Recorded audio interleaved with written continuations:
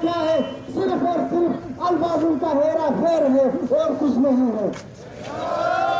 इसी यादगार पे हमने इस अबूरी सेटअप का जश्न मनाया था, लेकिन हमें क्या खबर थी कि ये बजाय हमें सहूलियात फराहम करने के मजीद हम पे आजाद नाजिल करेगा। आज हम इस आर्डर के खिलाफ हैं, हम इस ऐवान के खिलाफ हैं, हम इस कठपुतली असेंबली के खिलाफ हैं, इस कठपुतली असेंबली में बैठे हुए वज़रा के खिलाफ हैं, इन 40 वज़रा के खिलाफ हैं जिनके पास कोई अख्तियार नहीं है, जिनके पास सिर्फ अख्तियार है तो डिक्टेशन लेने का है, जिनके पास अख्तियार है तो सिर्फ अपने आकाओं का हुक्म मानने का है।